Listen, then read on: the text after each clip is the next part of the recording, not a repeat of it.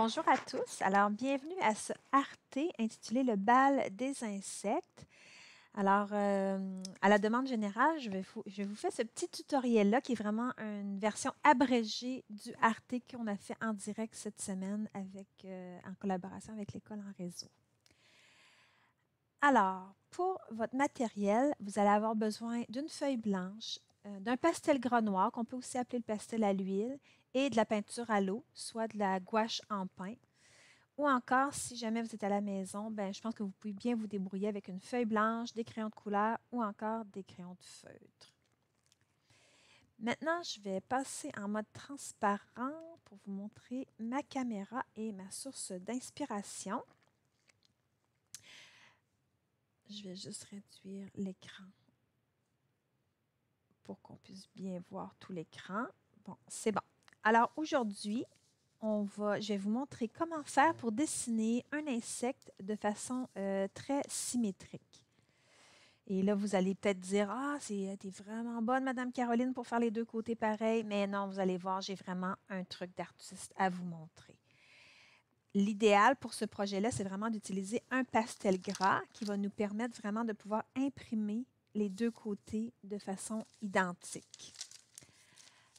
Alors, premier choix d'artiste que vous allez faire, parce que tout au long des Arte, je le répète souvent à mes élèves qu'en vérité, on a le droit de faire des choix d'artistes, des choix qui nous permettent de prendre telle couleur ou d'utiliser telle forme. Donc, c'est vraiment vous, c'est vraiment toi, l'élève qui est là à l'écoute et qui est l'artiste, donc qui décide de choisir ce que tu veux faire. Donc, ton premier choix, ça va être est-ce que tu veux faire un papillon ou est-ce que tu aimes mieux faire un insecte? Et là, je vous montre vraiment des modèles, mais c'est vraiment à titre d'inspiration parce que tu pourras inventer ton propre insecte que tu as le goût.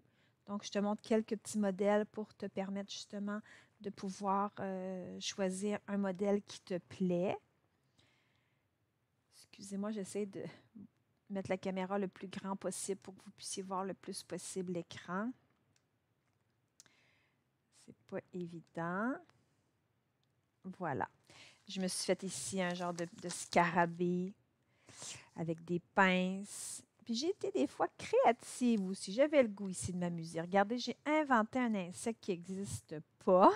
Donc, sa carapace ou ses ailes en forme de cœur. Donc, ça, c'est vraiment des choix d'artistes que vous allez faire. La première chose qu'on va faire, c'est qu'on va se prendre une feuille blanche. Là, moi ici, j'ai plus de feuilles blanches, donc je suis obligée de prendre des feuilles dans le recyclage, mais ce n'est pas grave. Donc, on va d'abord plier notre feuille. Si tu as choisi de faire un insecte, ben, tu vas mettre ta feuille à la verticale. Si au contraire, tu as choisi de faire un papillon, tu vas mettre la feuille à l'horizontale.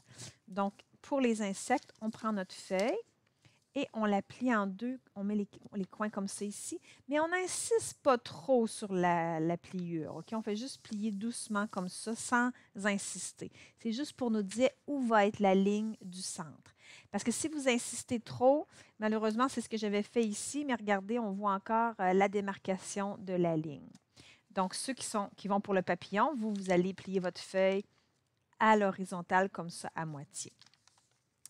Et là, ce qu'on va faire, c'est qu'on va utiliser soit notre crayon de pastel gras ou notre crayon noir pour pouvoir aller tracer la moitié de notre insecte ou la moitié de notre papillon.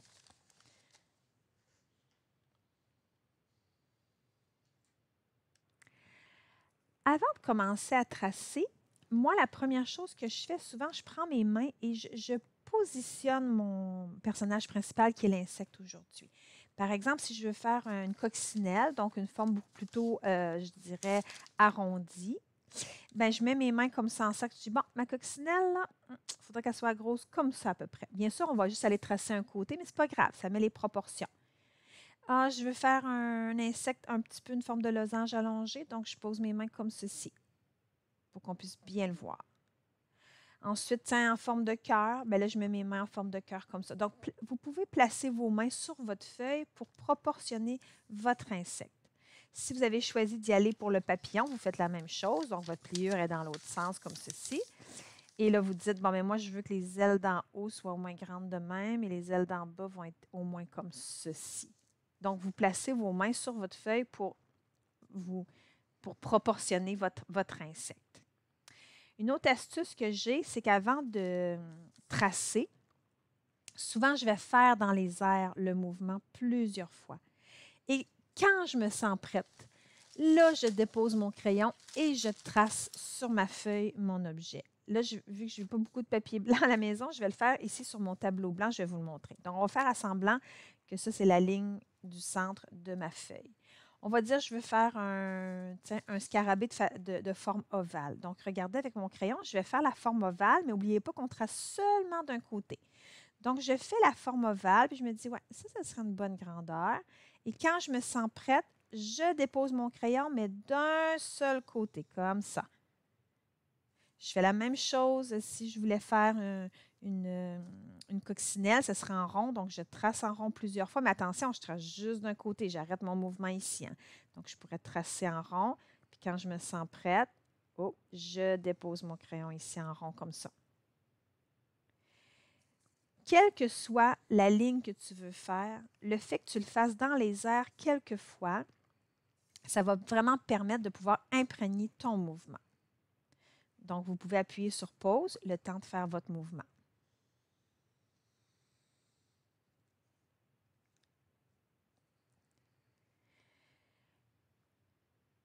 Une fois que la première ligne est tracée pour votre corps, on va aller faire les pattes.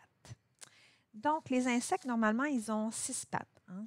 Mais comme on fait juste un côté, on va en faire seulement 3. Donc, en premier, puis je fais toujours la même chose. Je fais le mouvement dans les airs quelques fois. Donc, je me dis, la première patte, elle va comme ça, après ça, comme ça. Bien, regardez, je le fais et quand je me sens prête, je me lance. Je peux même mettre au bout, tu sais, une petite pince au bout de cette petite patte. Puis là, je n'ai pas peur de mettre du pastel gras parce que tantôt, je vais vouloir que ça imprime l'autre côté. Il y a une deuxième patte qui s'en vient ici. Elle va monter, mais elle va descendre après. Elle va monter. Après ça, elle va descendre. Puis, tiens, je pourrais même y mettre son petit pied comme ça. Et celle d'en bas, comme ceci. Je pourrais... Donc, comme ceci. Après ça, là. Et comme ça. Donc, on fait les 3 pattes. Une fois que les pattes sont faites, on va aller faire des motifs. Faites attention, les amis, de ne pas trop mettre de motifs parce que dites-vous qu'après, ils vont imprimer l'autre côté, il va falloir les refaire. Donc, on peut faire des picots. Oh, ici, je me suis amusée, j'avais le goût d'y faire comme une petite chemise. Ça, c'est un petit truc. Tu peux faire ça si tu veux. Puis ça, j'ai mis des lignes. N'oubliez pas qu'on fait juste de ce côté-là. Hein? Et j'ai mis ici des cercles. Dans mon papillon, j'ai mis des petits... Ah, j'avais mis des petits ronds blancs ici avec une petite ligne. Puis après ça, j'ai mis des espaces. Je vais vous montrer après quelques modèles de papillons et d'insectes pour vous donner des inspirations. Ici, j'ai vraiment été, je dirais, style libre.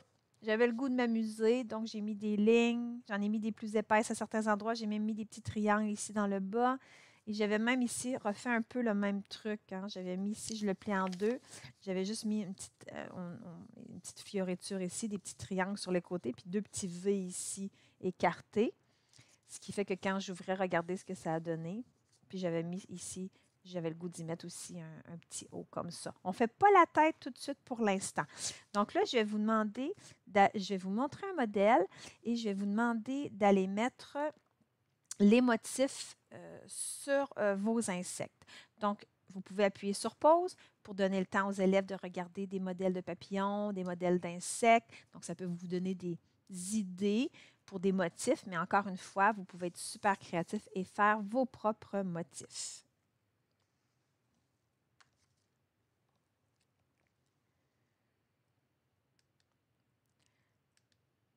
Maintenant, une fois que vos motifs sont tracés sur un côté de votre insecte, là, je vais aller rapidement, je vais me faire quelques motifs juste pour vous montrer la fameuse technique magique. C'est que là, ce que vous allez faire, c'est que vous allez prendre votre feuille, vous allez la plier comme ceci. Encore une fois, on n'insiste pas trop sur où la feuille a été pliée. Et là, on se trouve quelque chose pour gratter, pour frotter notre feuille. Écoutez, moi, j'ai pris une règle tout simplement. Mais vous pouvez prendre une règle, un bâton de popsicle, même à la limite, on pourrait le faire avec nos ongles. Donc, regardez, je prends le bout de ma règle et là, je vais frotter partout où il y a des pattes, où il y a des motifs. Comme ceci. Vous allez voir quand je vais ouvrir ma feuille, tout va être imprimé de l'autre côté. Voilà. Avec le pastel gras, je vous dirais que ça imprime super bien. Évidemment, si vous avez fait votre dessin avec votre crayon de couleur noire, ben, ça va peut-être imprimer un petit peu moins, mais ce n'est pas grave. Donc, une fois que c'est imprimé, on va aller tout retracer les lignes de notre insecte et nos motifs de ce côté-là. Et c'est pourquoi, tout à l'heure, je vous disais de ne pas trop faire de motifs, hein, parce que ça pouvait être long, là. Il y avait des élèves qui sont allés avec trop de motifs. Donc, je retrace tous mes motifs de l'autre côté et je viens ici retracer la ligne de séparation entre les deux ailes ou entre les deux carapaces. Si vous avez le goût qu'on voit un petit peu le bas de votre insecte, vous pouvez très bien juste ouvrir ici à la fin comme ceci et aller mettre en noir, en pastel gras noir. Ici, c'est comme si on voyait le bout de la queue de l'insecte. Et après ça, là, on va aller faire la tête. Donc là, c'est vraiment des choix d'artistes de comment tu veux placer la tête. Moi, des fois, j'aimais bien placer comme un genre de, on peut dire comme on voit un peu la partie de son corps. Après, je fais la tête.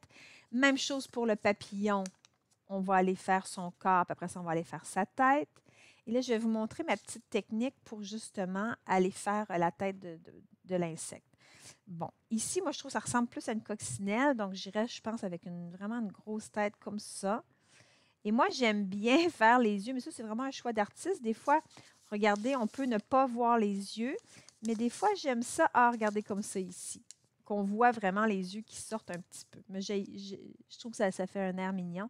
Donc, on peut faire les yeux comme ça. Et là, après ça, on va aller tout remplir de noir. Et après ça, on pourra aller mettre nos antennes. Bon, moi, j'avoue que j'ai plus beaucoup de place sur ma feuille, mais si tu as de la place, tu pourras faire des antennes un peu plus haut que ce que je viens de faire. Et là, on va aller vraiment tout remplir de noir, la tête ici. Si je prends un autre modèle, j'espère qu'il m'en reste encore un que je pourrais utiliser. Ah, voilà, j'avais commencé ici, c'était un insecte en forme de losange. Donc, j'irai compléter tout simplement mes motifs de ce côté-là. Ma ligne au centre. Voilà, et le bout de la queue. Là, vous avez vu avec le crayon, hein, quand j'ai frotté, on ne voit pas super bien. Celui-là, je l'ai fait avec le crayon. C'est sûr qu'avec le crayon, on ne voit pas aussi bien qu'avec le pastel gras l'endroit où on a mis, mais ça fonctionne quand même. On peut quand même, ça nous donne une bonne idée où ils sont placés. Voilà. Là, je vais revenir sur la tête qui va en haut ici. La raison pour laquelle on ne l'a pas fait à la moitié, c'est que si j'avais fait ça, puis j'avais frotté, d'ailleurs, j'en ai fait un petit modèle ici. Non, c'est pas lui. Mais regardez, juste à vous le montrer. Si j'avais fait la moitié de la tête de ce côté-là, par exemple, je m'étais fait une demi-tête comme ça, en le frottant, ce qui serait arrivé, c'est que ça m'aurait fait presque 2 têtes. C'est très difficile de faire un demi-cercle parfait. C'est pour ça que je garde la tête, moi, à la fin. Et encore une fois, je fais la même technique que je fais d'habitude, c'est que je tourne en rond et quand je me sens prête, là, je dépose mon crayon. C'est ça mon truc. Pour avoir le plus beau rond possible, je fais plusieurs fois dans les airs. Et encore une fois, bien, on va aller remplir la tête de noir. Et on va pouvoir aller faire dans les antennes qu'on a le goût de lui mettre. Une fois que tout notre insecte a été retracé au complet, donc, je vais prendre celui-ci, je fais semblant que... Bon, je vais juste compléter le noir rapidement. Donc, on a tout mis le noir où il y avait du noir. Il faut faire très attention, le pastel gras, ça fait un beau noir très foncé, mais il ne faut pas mettre les doigts dedans, sinon hein, ça fait des salissures sur notre page. Là, on serait rendu à l'étape de mettre la couleur sur notre insecte. Alors moi, la petite astuce que j'ai à vous dire, c'est de faire attention. Vous pouvez vraiment jouer avec les couleurs. Vous n'êtes pas obligé de mettre comme tout rouge. On peut aller dans des dégradés, on peut s'amuser, on peut s'éclater. On peut même mettre des couleurs qui n'existent pas vraiment chez les véritables insectes. Alors, moi, j'en ai fait que je me suis amusée, que ce n'était pas des couleurs qui existaient réellement. Si j'ai un conseil à te donner, Mais encore là, c'est toi l'artiste, donc c'est toi qui vas décider. Ben moi, je m'organiserais pour que les couleurs de mon insecte soient un petit peu plus vives. Donc, je vais mettre plus de peinture, moins d'eau. Et je vais mettre la transparence à l'extérieur. Parce que je veux vraiment mettre l'emphase sur mon insecte. Mais en plus, je vais essayer de me trouver des couleurs qui contrastent bien. Par exemple, dans le modèle ici, j'ai mis mon insecte un beau jaune, puis j'ai mis ça ici orange. Mais regardez, j'ai mis du violet autour. Donc, violet et jaune, ça contraste bien. Ici, rouge et vert lime. Voyez-vous comment mon insecte ressort super bien? Ah, ici, je me suis amusée avec des dégradés. Donc, j'ai mis mon papillon jaune et orange. Je me suis amusée avec du turquoise. J'ai mélangé du violet là-dedans. J'ai mis un petit peu de rose ici autour.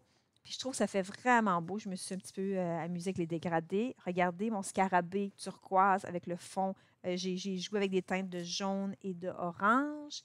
Ici, bon, celui-là, j'avais le goût d'y donner un petit, hein, c'était vraiment très créatif. Donc, j'ai mis vert lime, mais j'ai mis toutes des couleurs qui contrastaient bien avec le vert lime. Parce que si j'avais fait, par exemple, si je reviens à celui-ci, si j'avais fait mon scarabée vert, pardon, la sauterelle verte et le fond vert, ben, ça n'aurait pas aussi bien ressorti que ça a ressorti là. Donc, on essaie de se prendre des couleurs qui contrastent bien. Maintenant, par rapport à la peinture, moi, je veux vous parler des pinceaux. Vous savez, les pinceaux, c'est fait avec des poils de porc, hein, des poils de cochon. Mais des poils, c'est un petit peu comme des cheveux. Il faut en prendre soin. Donc, il faut les laver comme il faut. Avec souvent, même moi dans la classe, je me garde toujours une petite bouteille de, c'est pas de shampoing, là, mais de savon à vaisselle. Donc, souvent, mes élèves font ils rincent d'abord leur pinceau, après ça, on les lave un petit peu avec du savon à vaisselle, après ça, on les rince. Et des fois, je vois souvent dans les classes les professeurs qui mettent les pinceaux debout dans un pot pour les faire sécher. Et ça, c'est vraiment pas bon parce qu'à ce moment-là, toute l'eau qui était restée dans les poils va couler ici et va briser votre pinceau. C'est pour ça que des fois, quand on peint, hein, le bout ici, il s'enlève. C'est parce que le pinceau a été laissé sécher en l'air. Il faut vraiment les assécher comme il faut. Moi, je garde souvent des lingettes, donc je lave mon pinceau et je l'essuie comme ça pour l'éponger le plus possible. Puis là, ben, comme c'est des cheveux, moi, j'ai des élèves qui les peignent. Donc, ils passent leurs mains comme ça à la fin pour les peigner comme il faut. Sinon, je suis certaine que ça vous est déjà arrivé que vos pinceaux sont tout grichoux, hein, sont tout échevelés. Donc, on les peigne. Puis après ça, on les met comme ça sur une serviette ou dans le plancher pour les faire sécher. Puis on les ramasse le lendemain matin quand ils sont bien secs. Les pinceaux aussi, il y a différentes grandeurs de pinceaux. Donc, on a un petit pinceau, moyen, grand. Les petits servent à faire les petites tâches. Comme là, j'en ai pas de petites vraiment. Moyen va me servir à faire les moyennes zones, par exemple ici. Hein, c'était moyen ici, fait que j'aurais pu aller avec le moyen. Et le grand pinceau, ben, c'est pour faire les grandes zones. Parce que je ne commencerai pas à faire en arrière avec le petit pinceau. Je vais passer la journée à peindre. Donc, je vais prendre le grand pinceau pour faire l'extérieur et le moyen pinceau pour venir faire les trucs ici. Une autre chose aussi par rapport au pinceau. Je vois trop souvent des élèves qui mettent de la peinture jusqu'en haut là. Et là, c'est parce qu'il y a juste le bout qui va aller toucher. Donc, on essaie de mettre de la peinture juste sur le bout des poils. Et comme il va y avoir de la peinture juste sur le bout, bien, quand je vais peindre, je vais glisser mon pinceau comme ça doucement sur la feuille, comme si je voulais aller flatter la feuille. Des fois, je vois des amis, ils sont là, ils écrasent mes poils. Puis là, ils frottent. Ils frottent, ils frottent, ils frottent. Bien, qu'est-ce qui arrive? Là, ça fait un trou sur leur feuille. Ça arrive trop souvent. N'oubliez pas que c'est des poils, que c'est fragile. Donc, vraiment, on le glisse comme ça doucement sur notre feuille. Maintenant, quand on veut appliquer une couleur, ici, je vais avoir une couleur vive pour ma carapace. Donc, je vais mettre pas beaucoup d'eau, mais je vais plus insister pour mettre plus de peinture. Alors, tiens, moi, j'ai le goût, je vais y aller avec jaune. Donc, j'applique. Puis, j'ai quand même pris un grand pinceau parce que je dois dire, la carapace est vraiment grande. S'il y avait eu des zones coupées, j'aurais peut-être pris moyen. Mais là, c'est quand même assez grand. Alors, regardez, je vais mettre du jaune. Et là, moi, j'ai le goût de faire un dégradé. Donc, rapidement, avant que ça sèche, je vais aller mettre du orange. Puis, regardez, je vais aller où il y avait le jaune. Et je vais aller mélanger le jaune un petit peu ici avec mon orange. Et je vais descendre mon orange un peu plus bas. Et là, avant que ça sèche trop vite, là, je vais aller me chercher du rouge pour le bas ici. Puis, je vais monter mon rouge doucement dans mon orange. Et là, je n'ai pas peur. Regardez, je vais même aller, regardez, je vais éponger mon pinceau. Et là, je vais aller juste taponner. Oups, je vais le mouiller, par exemple, pour ne pas mettre du rouge. Et je vais aller juste taponner doucement comme ça entre les couleurs pour que mon dégradé soit super bien fait. Donc, je vais faire la même chose de l'autre côté. J'applique la première couleur. Et avant que ça sèche, je vais aller chercher la deuxième. Puis regardez, je vais mélanger les deux ensemble comme ça. Et je vais descendre plus bas. Puis après ça, je vais aller mettre la troisième. Mais quelqu'un aurait pu choisir un choix d'artiste d'aller mettre une seule couleur unie. Ça, c'est vraiment, c'est vous autres qui décidez, les amis, qu'est-ce que vous avez le goût de faire. Après ça, souvent, moi, je viens estomper comme ça doucement. Je fais juste tapoter doucement comme ça pour estomper la ligne entre les deux couleurs. Voilà. Maintenant, pour l'extérieur, là, je vais essayer de me trouver une couleur qui contraste bien. Parce que si je prenais, disons, un orange ou même un rouge, bien, ça ne va pas aller contraster. Tiens, moi, je vais aller avec du turquoise. Donc, je vais mélanger turquoise. Je vais mettre plus d'eau, par exemple, puis moins de peinture. Puis voilà. Et je peux même regarder passer par-dessus. C'est pas grave si je passe par-dessus les pattes parce que le pastel gras, il a rempli les pores du papier, ce qui fait que je peux passer par-dessus. La peinture à l'eau, elle n'ira pas à cet endroit-là. Et rien ne m'empêche de changer de couleur. Je pourrais aller dans du violet ici. Donc, j'irai mélanger du violet avec mon bleu. Puis regardez, je pourrais faire le haut de mon dessin comme ceci. Fait que je mélange mon violet. Vous pouvez vous amuser à changer les couleurs. Puis dans le haut, peut-être que je pourrais mettre juste un beau rose magenta. Puis je vais aller mélanger ça avec mon violet qui est ici. Puis même quand je passe par-dessus, il y a de quoi qui se passe, c'est que des fois, en passant par-dessus, j'ai même un petit peu de, regardez, un petit peu de pastel gras qui va un peu autour, mais moi, je trouve ça mignon. Donc, je trouve ça beau de mélanger comme ça. Puis je trouve que ça fait, même si, disons, il y a un peu de pastel gras qui est sorti ici, je trouve que ça lui donne une petite allure, ça donne une petite allure à notre dessin. Si vous êtes à la maison et que vous n'avez pas de peinture, c'est pas grave. Vous pouvez tout simplement prendre vos crayons de couleur et aller colorier votre dessin. Quand on est au crayon de couleur, si je peux te donner un conseil, c'est que quand tu appliques la couleur avec tes crayons de couleur, souvent on a tendance à maintenir notre crayon, on le tient comme si on s'en allait écrire. Mais en faisant ça, tu mets tout ton poids vraiment sur la mine. Moi, souvent, quand je colore, premièrement, j'aiguise très peu souvent mes crayons, parce que quand on les aiguise trop pointus, ça fait des marques. Mais souvent, ce que je fais, c'est que je dépose le crayon, puis regardez, je fais juste le soulever un petit peu et je colore comme ça sur le côté. Je trouve que c'est beaucoup moins fatigant parce que regardez, là, j'ai 4 doigts qui mettent de la force à des endroits différents sur mon crayon. Mais en plus, je trouve que ça fait moins de marques quand je colore. Et souvent, je vais colorier en faisant des petits mouvements cirque. Au lieu de faire linéaire le mouvement, souvent, je vais tourner mon crayon comme ça pour ne pas faire trop de marques. Donc, c'est beaucoup moins fatigant pour la main parce que je vais avouer que si je faisais tout comme ça, ou à un moment donné, on vient qu'on a mal dans la main. Alors voilà, c'était le petit tutoriel pour pouvoir créer des insectes grâce à la technique magique de l'impression. Donc, j'espère que tu as aimé ce petit tutoriel du Arte. Puis peut-être qu'une prochaine fois, ben, tu pourras assister en direct avec ta classe au Arte.